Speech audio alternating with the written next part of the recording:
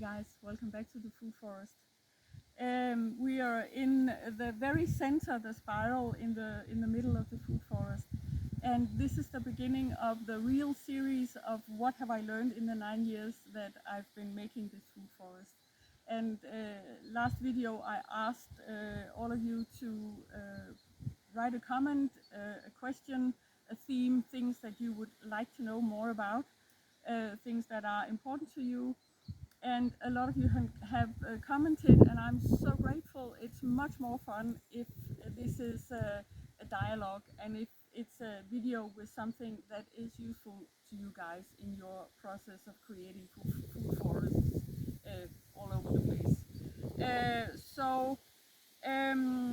I wanted to start out with a video about design, because that of course is super important, and also to share some of the things that I think have really worked well in my garden. And maybe we can try. I've got the sort of the basic design of the placement of all the big elements in the garden, and we are right at the center of the spiral as it is right now.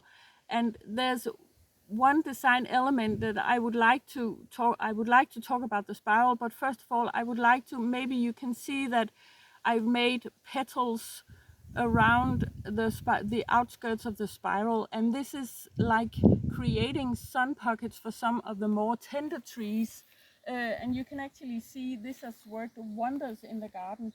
This is an open space, meaning that there's a lot of sun coming in. This is always full of sunlight.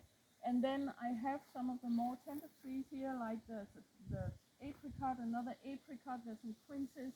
And inside here behind, there's also a very sort of held space with some of the more tender trees, some almonds and some peaches, and we've got peaches over here. And there's a huge Mispel Royal, and there are some what are they called? Kaki fruits. So this really has worked wonders. So using the space like this to attract a lot of sunlight, and then planting tender trees around the outskirts, amazing. And also I would say that using, like the spiral, using energy structures, using symbolic structures in the garden, make a triangle or a star or a spiral or whatever pleases you. I think it's part of what makes the space yours. It's part of what makes the space fun, and I think it's energetically also affecting the garden and the way it grows and thrives. That's my experience, at least. So I would encourage that also. And maybe if we have another look at the plan, I know this is maybe a little difficult. These are only the main sort of pathways, and they have moved many times. But inside, I've made loads and loads and loads of tiny pathways all around the garden.